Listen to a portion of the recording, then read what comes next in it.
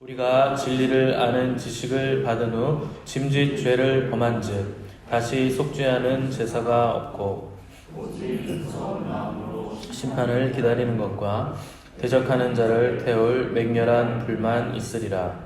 모세의 법을 폐한 자도 두세 증인으로 말미암아 불쌍히 여김을 받지 못하고 죽었거든. 하물며 하나님의 아들을 짓밟고 자기를 거룩하게 한 언약의 피를 부정한 것으로 여기고 은혜의 성령을 욕되게 하는 자가 당연히 받을 형벌은 얼마나 더 무겁겠느냐. 너희는 생각하라.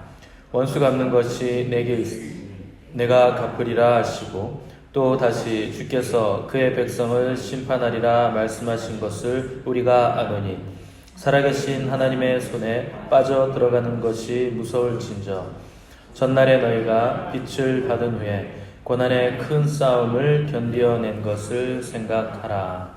아멘. 오늘은 죄는 영혼의 구멍, 죄는 영혼의 구멍이라는 제목으로 우리 하나님 말씀 함께 나누도록 하겠습니다. 히브리서 기자는 예수 그리스도의 우월성에 대해서 줄곧 논증해 오면서 그분이 하나님께 나아가는 유일한 길이요 또 구원을 받을 수 있는 진리요 또 생명을 얻을 수 있는 새 언약에 보증되신다 하는 것을 자세히 설명했는데 오늘 26절에서는 이 내용을 진리를 아는 지식이라 이렇게 표현을 한 겁니다. 진리가 우리 주님이시기 때문에 결국 진리를 안다 하는 것은 주님을 안다 하는 것입니다. 그리고 영생 또한 하나님과 그의 보내신 자 우리 예수 그리스도를 아는 것, 그것이 바로 영생이라 이렇게 표현할 수 있는 겁니다. 또한 우리 주님도 자신을 요한복음에서 소개하시기를 내가 곧 길이요 진리요 생명이라 이렇게 말씀하시므로 구원을 얻을 수 있는 유일한 길, 또 하나님께 나아갈 수 있는 유일한 통로가 우리 주님 자신 되심을 선포를 하셨습니다. 근데 26절에서 이 진리를 아는 지식, 이것을 받은 후에 짐짓 죄를 범하면 다시 속죄하는 제사가 없다 하는 엄중한 경고를 이제 히브리서 기자가 우리에게 남겼습니다. 여기서 짐짓 죄를 범한다라는 말이 나오는데 이것을 고의적으로 그리고 습관적으로 짓는 고범죄를 지금 말하고 있는 겁니다. 대개 크리스찬들이 죄를 지을 때는 죄를 짓고 싶어서 짓는 것이 아니고 육신의 연약함 때문에 죄를 짓는 겁니다. 믿음이 약하거나 또 신앙이 아직 어리거나 또 판단 능력이 부족하고 아직 성경적인 가치관보다 세상적인 가치관이 더 많이 차지하고 있어서 나도 모르게 실수하는 경우가 많은데 오늘 본문 26절에 짐짓 죄를 범하는 죄는 고범죄가 고의적으로 짓는 죄입니다. 그러니까 하나님 앞에서 이게 죄인 줄을 알면서도 의도적으로 계속해서 짓는 죄를 지금 짐짓 죄를 범한다 하는 죄로 말을 하고 있는 겁니다. 그러니까 하나님이 기뻐하지 않으심을 알면서도 특정한 목적을 위해서 포기하지 않고 계속 짓는 고범죄의 경우에 주님이 처음에 몇 번은 말씀하십니다. 제 경험으로 봤을 때 딱 2번 정도 말씀하십니다. 2번 말씀하신 후에 그래도 듣지 않으면 그 다음부터는 이제 말씀하시지 않는데 왜 말씀하시지 않는 것인가? 당연히 말을 듣지 않으니까 더 이상 말씀하지 않는 겁니다. 왜 말을 듣지 않는가? 이 사람의 마음에는 하나님의 경고를 무시하는 마음이 있기 때문에 하나님께서 그냥 내버려 두시는 겁니다. 또 이 사람의 마음에는 하나님 중심이 아니라 자기 중심이 너무 강하게 차지하고 있기 때문에 하나님께서 아무리 말씀하셔도 그냥 내버려 두는 겁니다. 성령님께서도 강하게 책망하시고 또 말씀을 통해서도 책망하시고 또 설교를 통해서도 책망하시고 여러 가지 방편을 통해서도 책망하시는데 계속 자기 생각이 너무나 강해서 완고하게 버티면서 하나님 앞에서 계속 범죄한다. 하나님은 그때부터는 그냥 그대로 내버려 두십니다. 26절에서 이런 죄를 짓는 사람에게 무서운 경고를 내리고 있는데 그런 사람에게는 다시 속죄하는 제사가 없다 하는 진단을 내렸습니다.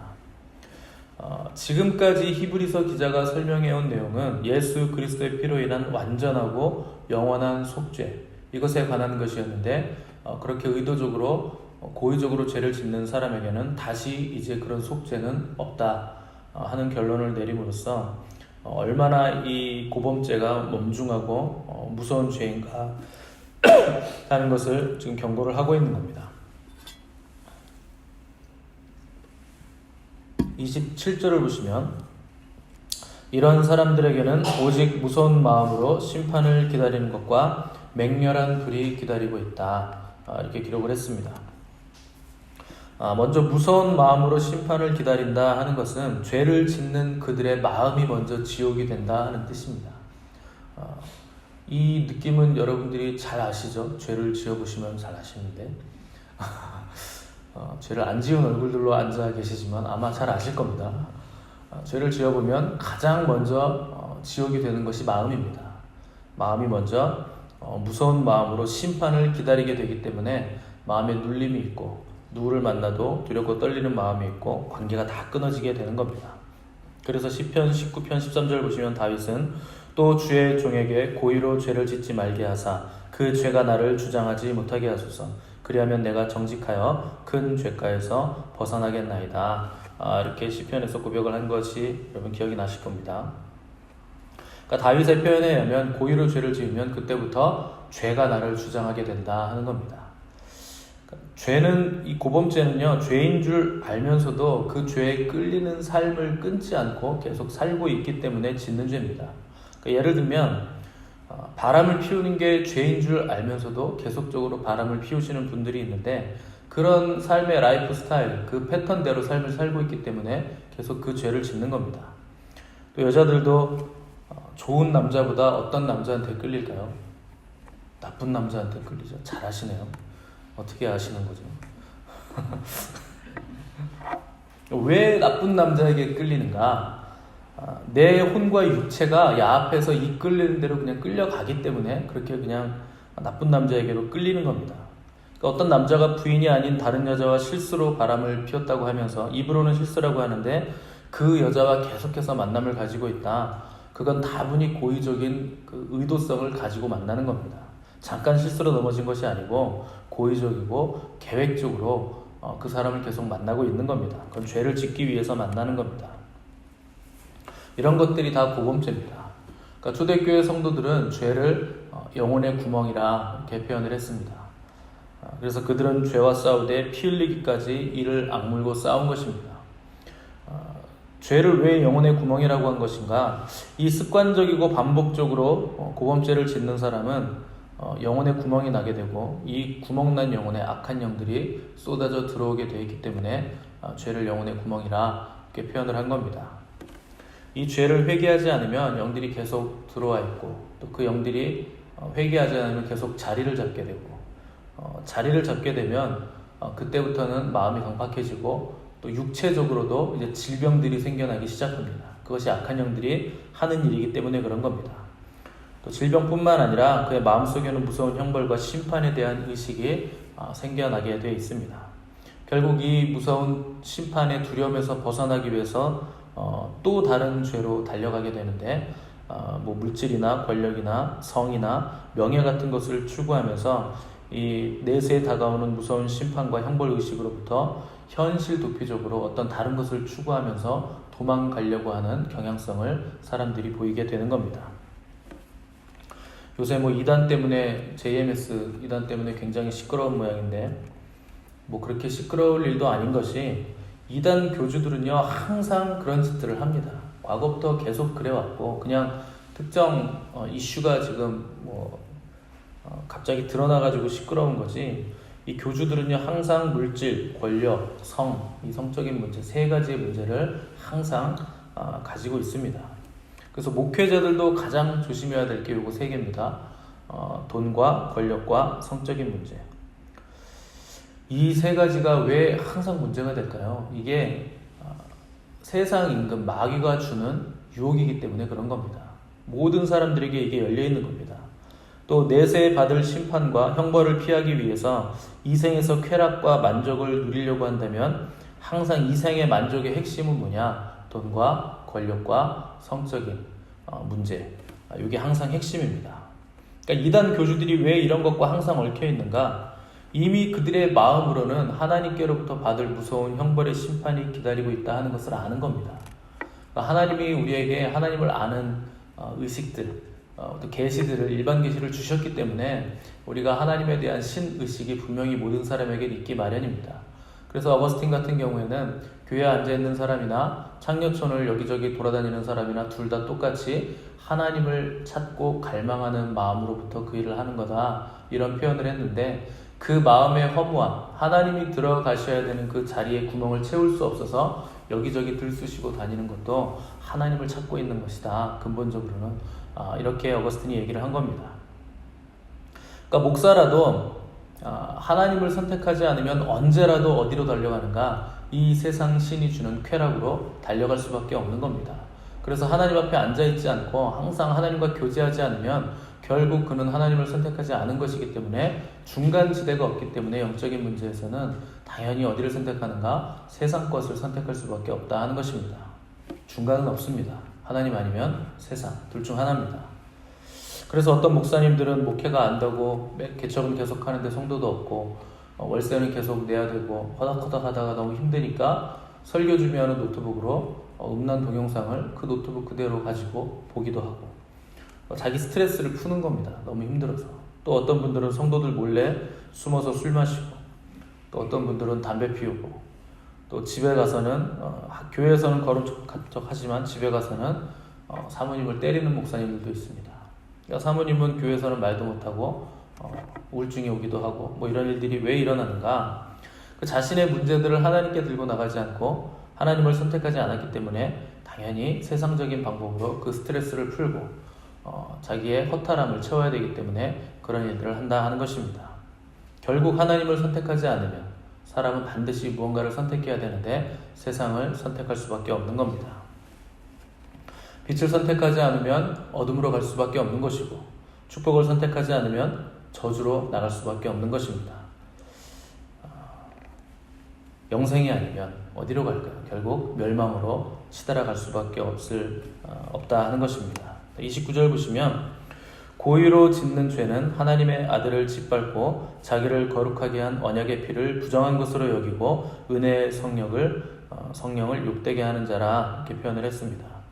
그러니까 죄인 줄 알면서도 계속적으로 고의로 죄를 짓는 사람은 예수 그리스도의 은혜, 그 귀한 보혈의 은혜, 십자가의 은혜를 짓밟는 행위다, 이렇게 표현을 한 겁니다.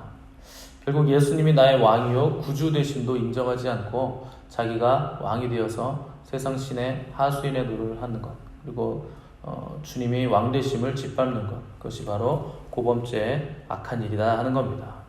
또 은혜의 성령을 욕되게 한다 하는 것을 바울은 성령을 회방하지 말라 하는 것으로 성령 회방죄로 기록을 한 바 있습니다. 성경에서 말하는 가장 무서운 죄가 바로 성령 회방죄입니다. 이 죄는 사하심을 얻을 수 없고 절대로 구원을 받을 수 없는 죄가 바로 성령을 회방하는 죄입니다. 왜 절대로 사하심을 받을 수 없는가? 회개의 은총을 성령님께서 주시기 때문에 성령님을 회방하고 고의로 성령님의 역사를 성령님이 아니라고 방해하는 사람들은 절대로 성령님께서 회개의 역사를 부어주시지 않습니다.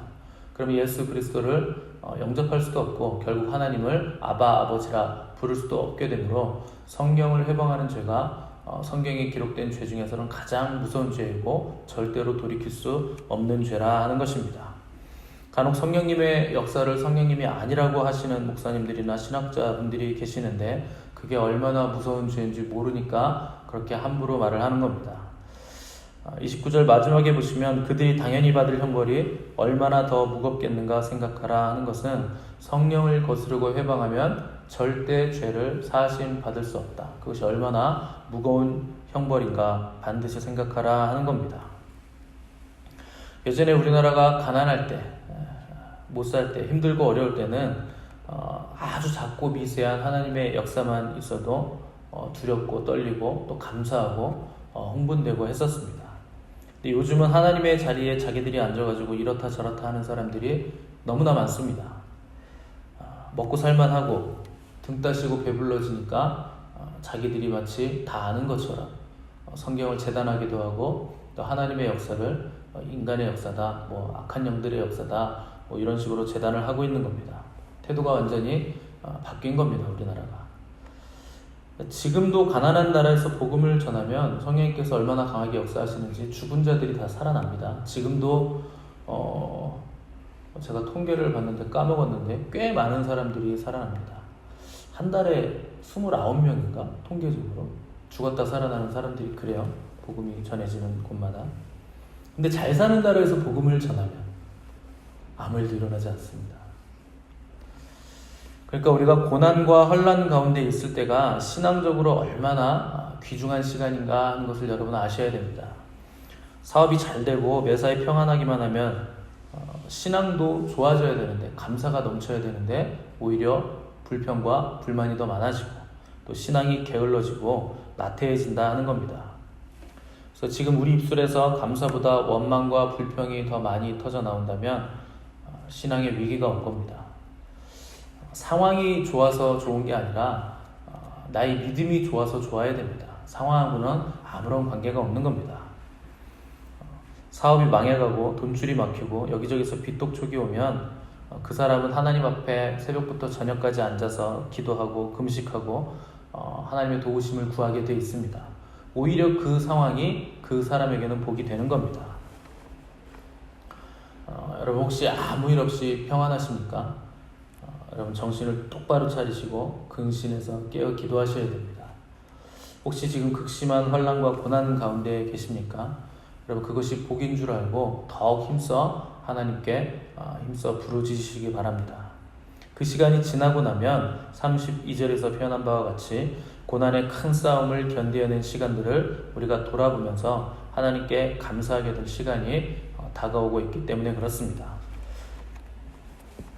이 히브리서가 쓰여질 당시의 초대교회 성도들의 상황은 평안이 아니라 목숨을 걸고 주님을 믿어야 하는 극심한 환난 상태에 있었습니다. 그러니까 주님을 믿는다는 이유만으로 항상 시련과 고통과 죽음의 위기가 따라다닌 것입니다. 그런데 극심한 시련과 죽음의 위기를 초대교회 성도들이 뛰어넘었기 때문에 이 초대교회에는 세상을 변화시키는 능력이 생겨났던 것입니다. 지금 우리는 세상을 변화시킬 능력을 가지고 있습니까? 우리 교회는 그런 능력을 가지고 있나요? 아니면 나 하나도 지금 변화시키지 못해서 전전긍긍하는 삶을 살고 계십니까? 초대교회 성도들은 세상 사람들을 놀래키는 아주 놀라운 신앙을 가지고 있었습니다.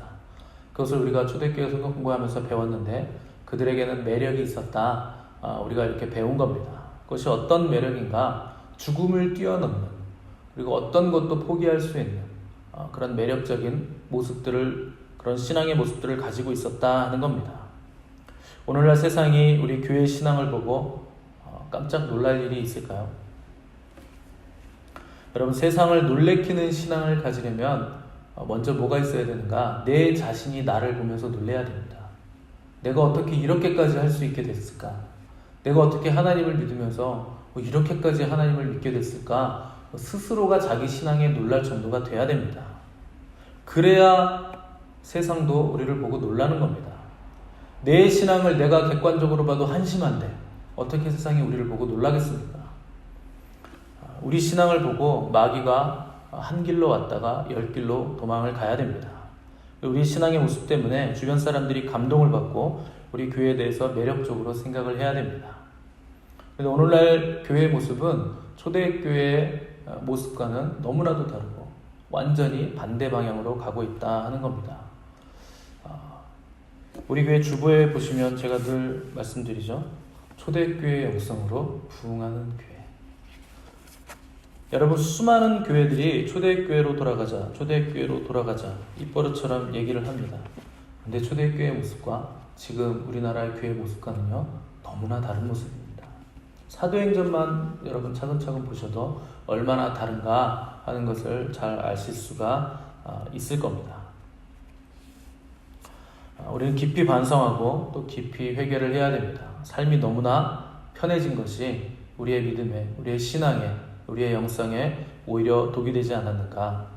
우리가 편안하니까 계속적인 편안함을 추구하느라 하늘로부터 오는 평안이 사라지고, 또 여러 가지 재미있는 일들이 많으니까 계속적인 재미를 추구하느라 하늘로부터 오는 기쁨을 놓쳐버려서 우리의 신앙이 점점 약해지지는 않았는가 하는 것을 반성을 해봐야 하는 것입니다. 오늘날 사람들은 좀 더 편안하길 원하고 좀 더 안전하길 원합니다. 또 좀 더 부유하길 원하고 또 또 노후가 괴롭지 않기를 원해서 어떤 대가라도 치를 준비가 돼 있어 보입니다. 그런데 여러분, 그것이 인생의 전부는 아닙니다. 노후 준비를 하지 마시고 사후 준비를 해야 된다고 제가 반복적으로 말씀을 드리고 있는데, 이 땅에서 안전하고 부유하길 또 편안하길 원하는 것들을 그렇게 사는 것을 추구하는 삶을 육적인 삶이라 이렇게 부르는 겁니다. 육신의 편안함을 추구하는 삶이 바로 육적인 삶입니다. 물론 편안한 것이 나쁜 것은 아닙니다. 그러나 그것 너머에 있는 영원한 가치, 영원한 생명, 영원한 안식을 위해서 사는 사람들이 크리스찬이라 하는 겁니다. 그것이 크리스찬의 매력입니다. 세상의 욕심과 허영을 추구하는 육체의 삶이 아니라 오히려 육신을 포기하고 또 스스로 감당해야 될 십자가를 감사와 기쁨으로 지면서 고난을 영광으로 바라보며 사는 사람들이 바로 저와 여러분들입니다. 물질이 모든 것을 다 해줄 수 있을 것 같지만 여러분, 잠깐만 생각해봐도 결정적인 순간에는 물질만큼 무력한 것이 없다 하는 것을 우리가 깨달을 수 있는 겁니다. 물질이 여러분의 죽음을 막아주지 못합니다. 물론 돈을 주면 조금 더 오래 살 수 있겠죠. 근데 여러분, 무슨 기계장치 막 꽂아가지고 꼴딱꼴딱 하면서 조금 더 돈 많이 들여서 오래 살면 뭐합니까? 그게 행복하겠습니까? 물질로는 생명을 못 사는 겁니다. 또 물질로는 사랑도, 용서도, 긍휼도, 회개도 물질로 할 수 있는 것이 아닙니다. 영적인 가치는 물질로 살 수 있는 것이 아무것도 없습니다. 육적인 가치도 사실 물질로 살 수 있는 게 거의 없습니다. 여러분, 돈을 아무리 줘보십시오. 피 한 방울도 못 만듭니다. 지금 과학기술이 아무리 발달해도 인공적으로 피를 만들 수 있습니까? 못 만듭니다. 이게 되는 게 아닙니다. 우리 주변에서 날마다 일어나는 일이 죽음입니다. 주변 사람들이 계속 죽잖아요. 누가 돌아가셨대. 친척 누가 돌아가셨대.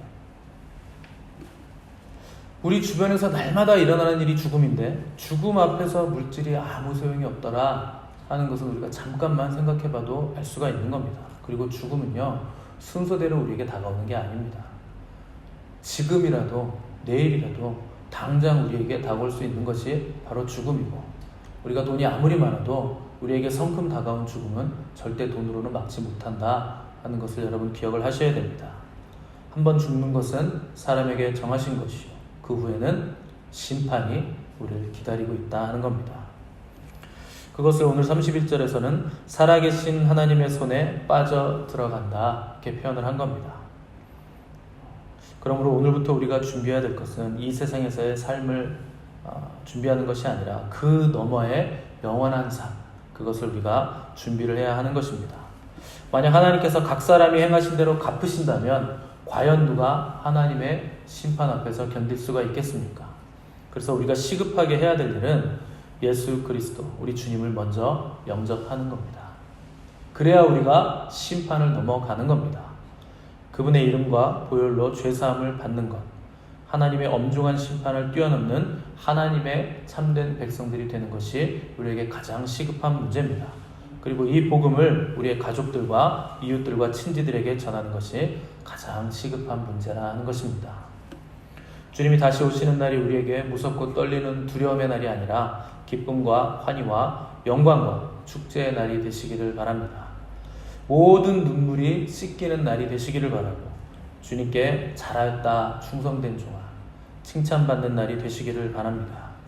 고난도 기쁨이 되고 또 손해도 축복이 되고 조롱도 영광이 될 수 있는 이유는 우리 구주 예수님의 십자가 보혈이 우리를 거룩하게 씻겼기 때문임을 기억하시고, 주님 가신 길을 따라 날마다 자기 부인과 굴복과 포기를 넘어 자의 죽음까지도 넘어가는 매력적인 그리스도인들이 되시는 저 여러분의 복된 삶이 되시기를 간절히 바랍니다. 기도하겠습니다.